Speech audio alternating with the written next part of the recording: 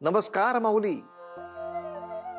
जेव्हा आपल्याला असं वाटतं की किती नकारात्मकता झाली आहे सर्वत्र, तेव्हाच खरं आपण समजून घ्यायला हवं की आता सकारात्मकता उदयाला येणार आहे. कारण कधीही कुठलीही अवस्था सतत कायम राहत नाही. जे वाईट आहे ते कधी ना कधी संपणारच आणि जे चांगलं आहे ते जन्म घेणारच.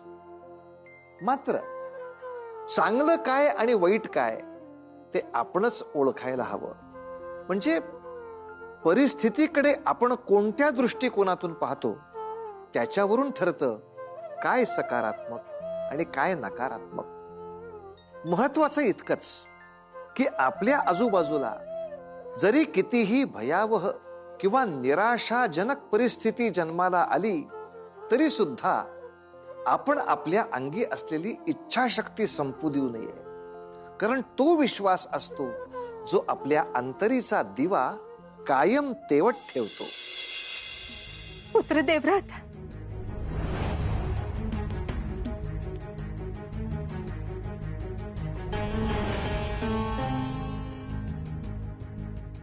पुत्र देवव्रत, पुत्र देवव्रत, हे काय झालं तुला? हे तुझी अशी दैन्यावस्था कशी झाली बाळा?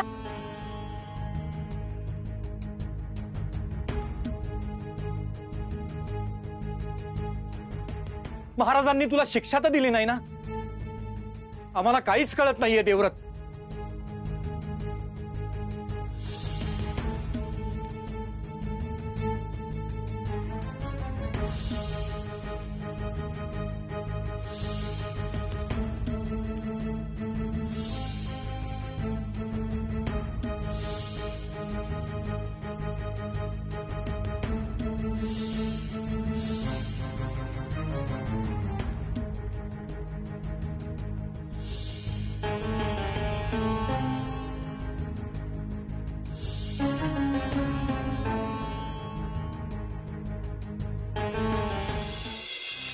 तेव्हा मला समजलं आपण भगवंताचे अस्तित्व नाकारून नाही जगू शकत. स्वतःवर असलेला दृढ विश्वास एका क्षणात गमावताना मी अनुभवला. एवढेच नाही तर आपण काहीही चूक केलेली नसताना केवळ परिस्थितीमुळे आपल्यावर संकटे ओढवतात आणि आपण न केलेल्या कर्माची फळे भोगतो.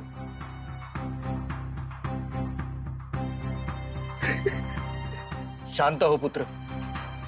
चंद्रिका, मी तुला सांगितलं होतं ना, एक दिवस उजाडेल ज्या दिवशी परिस्थिती त्याला सत्याची जाणीव करून देईल. हाच तो दिवस. आयुष्यात कोणत्याही व्यक्ती आपल्याला निव्वळ योगायोगाने भेटत नसतात. ते आपल्या आयुष्यात येतात आणि आपल्या अस्तित्वाची जाणीव करून देतात, आपल्यातला बदल सांगतात. त्या वृद्ध गृहस्थांनी तेच कार्य केले आहे. तुला 16 सोमवारचे व्रत करण्यास सांगितले, पण तू त्यास नकार दिलास. केवळ म्हणून तुझी अशी दुरावस्था झालीये. होय पिताश्री, माझी चूक माझ्या लक्षात आली. आता मी देखील हेच व्रत पुजणार. उतरणार नाही, मातणार नाही, घेतला वसा टाकणार नाही.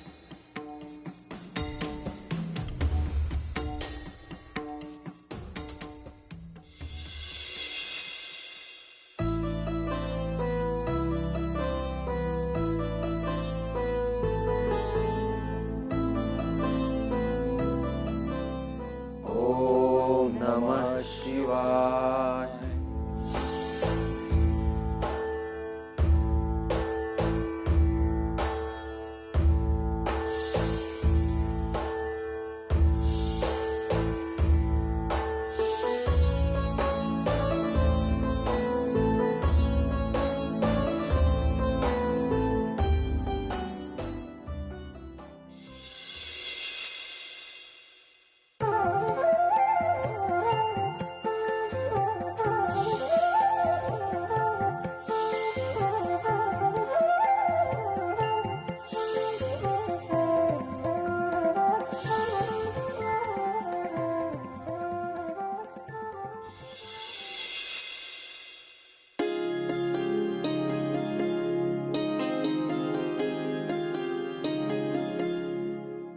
अहो पाहिलं का, गेले 4 सोमवार देवव्रत पूजेचे कार्य करत आहे आणि तेव्हापासून मला त्याच्या देहबोलीत आणि आचरणात शांतता जाणवते.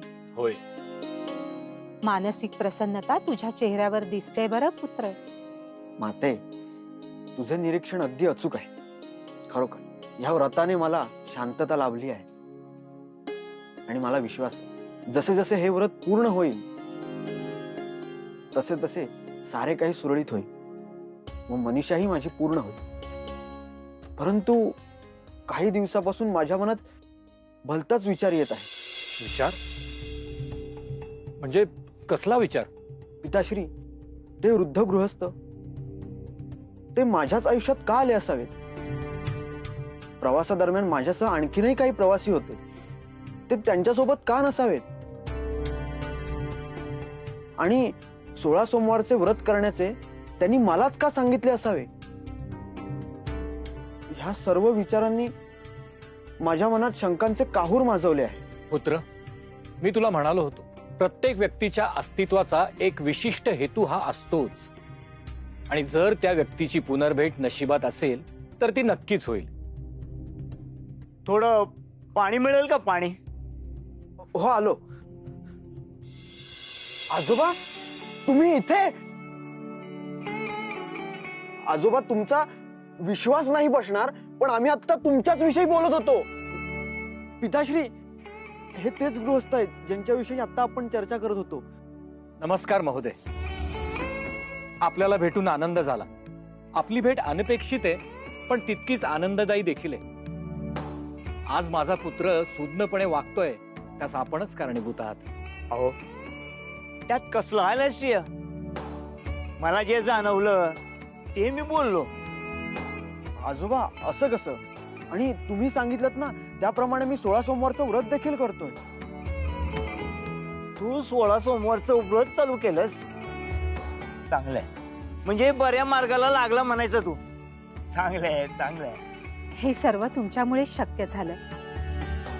आपण इथे कुठे प्रवास करत होता? नाही म्हणजे अनपेक्षितरित्या इथे येणं झालं म्हणून विचारलं. अहो, मनुष्यानं न ठरवता प्रवास करावा. आज इथं, उद्या तिथं. ज्याची भेट घडणं नशिबात असल तो भेटल. अगदी सत्य. आजोबा, तुम्ही आज येथेच विश्राम करा आणि आम्हाला आपली सेवा करण्याची संधी द्या. नाही बाळा, कुठं बी थांबणं माझ्या नशिबे नाही. अखंडपणानं प्रवास करत नदीसारखं कुठं बी वाहत जाणारं मनुष्य मी. थांबला की संपला. ते काय मला जमायचं नाही. येतो म्या. आजोबा, थांबा ना, थोडा वेळ थांबा ना.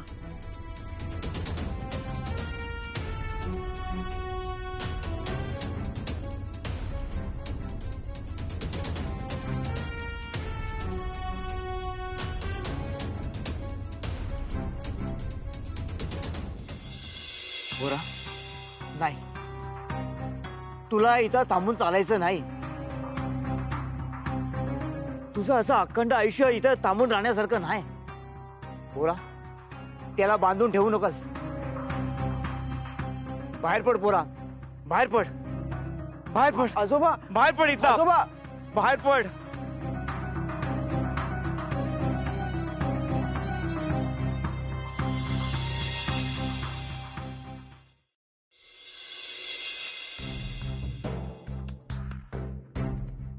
हे घे, यात काही दिवस पुरेल इतका शिधा तुला बांधून दिलाय.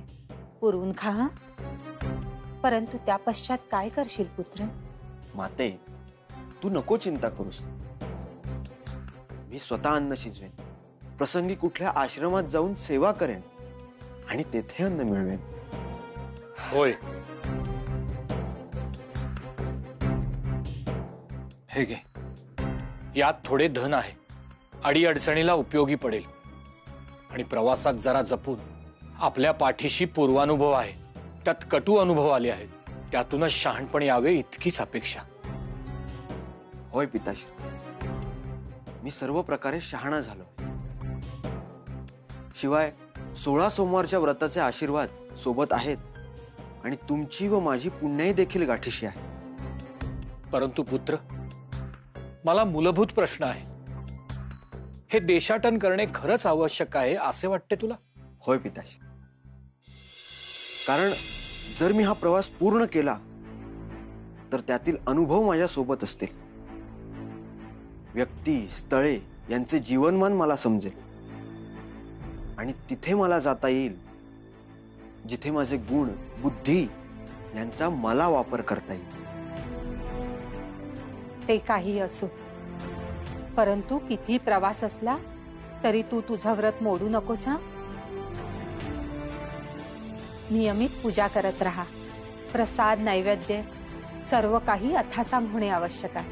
होय माता, मी उतरणार नाही, मातणार नाही, घेतला वसा टाकणार नाही.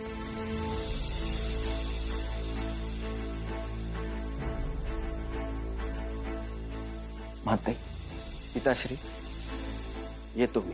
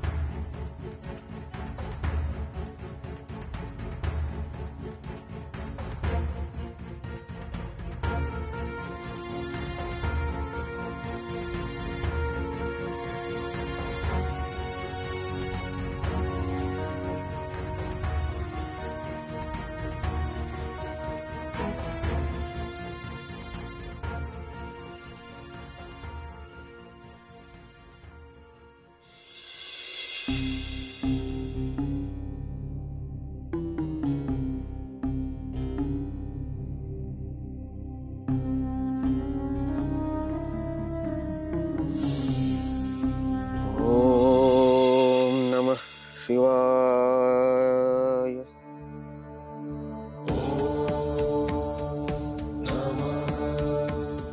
ओम नमः शिवाय.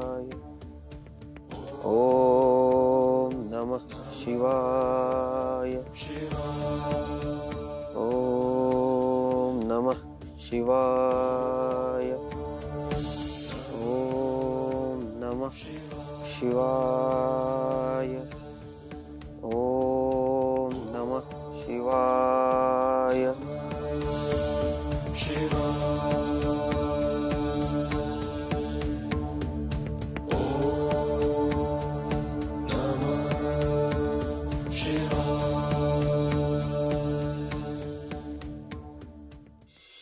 ओम नमः शिवाय.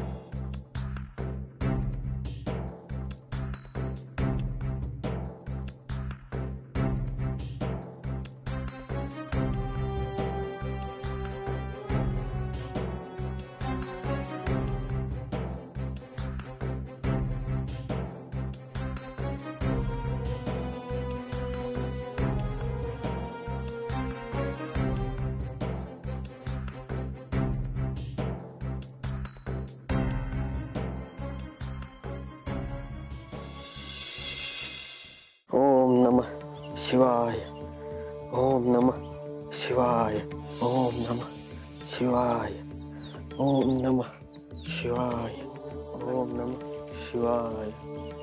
ओम नमः शिवाय. ओम नमः शिवाय. ओम नमः शिवाय. ओम नमः शिवाय. ओम नमः शिवाय. ओम नमः शिवाय.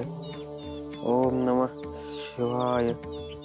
ओम नमः शिवाय.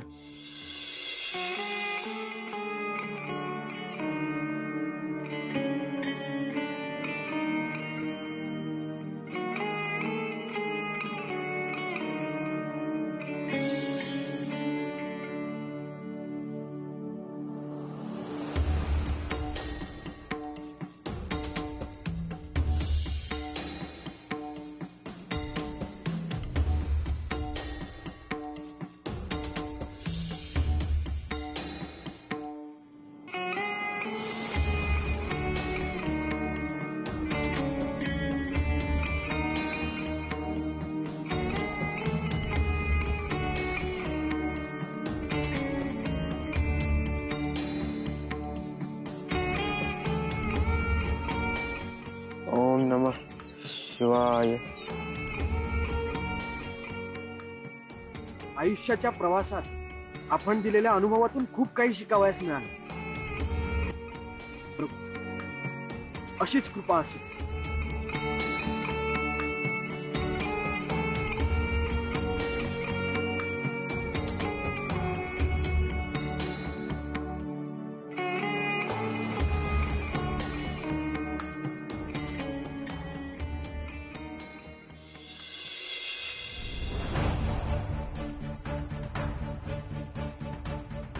तसाच उभा राहा. जरा जरी हालचाल केलीस तर तुला मृत्यूला सामोरे जावे लागेल. परंतु मी काय अपराध केला आहे आणि आपण असे मला बंदिस्त का केले आहे? तू हे आम्हास विचारतो आहेस? तू स्वतःकडे बघ. तू कुठे उभा आहेस? मी तर या नदीजवळ उभा आहे आणि माझ्या माहितीनुसार ही नदी ह्या नगरीची संपत्ती आहे. चूक. नदीतील हा कुंड राजकुमारी दीपश्री यांच्या आधिपत्याखाली आहे. त्यांच्या खाजगी मालमत्तेवर तू अतिक्रमण केले आहेस. काय? त्यांची खाजगी मालमत्ता? पण ही तर नैसर्गिक साधन संपत्ती आहे आणि राजकुमारी त्यावर आपला अधिकार दाखवत आहेत. तसे जरी असले तरी माझं तर एक शब्द बोल नकोस. तुझ्या या अपराधावर तू दोषी ठरला आहेस. तुझा कुठलाही युक्तिवाद आम्ही ऐकून घेणार नाही. कितीही म्हणालास की तुला हा नियम माहीत नव्हता तरी त्याने आम्हास काही अंतर पडणार नाही. परंतु आपण मला माझी न्याय्य बाजू मांडूच देत नाही आहात. आता तुला थेट राजकुमारी दीपश्री यांच्या समक्ष उभे करण्यात येईल व त्यास तुझ्या अपराधावर भाष्य करतील. मग त्या शिक्षा करणार मला? पण काय असेल शिक्षा? ही ठरवण्याचा अधिकार स्वतः राजकुमारी दीपश्री यांनाच आहे. चल रे, त्याला घेऊन चलो. अरे, अहो, चल. अरे, माऊली, बरेच वेळेला हा अहंकार मनुष्याच्या किती खोलवर जाऊन त्याचा पराभव करू शकतो त्याचं त्यालाच ज्ञान नसतं. भगवंत वेळोवेळी त्याला इशारा करतात, समज देतात की या अहंकाराचा त्याग करायला हवा. पण हाव, लालसा, सत्ता आणि ऐहिक सुखाच्या मागे लागलेला उन्मत्त मनुष्य त्यातून बाहेर येतच नाही. आणि मग भगवंताला असे काही डाव रचावे लागतात की त्यामध्ये मनुष्यानं जे मिळवलंय ते सगळं त्याचं त्यागावं लागतं आणि मग त्याचा अहंकार गळून पडतो. आणि देव जेव्हा अशी खेळी खेळतात तेव्हा त्याच्यातून कोणाचीही सुटका होत नाही. असं होऊ नये असं वाटत असेल तर उतू नका, मातू नका, घेतला वसा टाकू नका.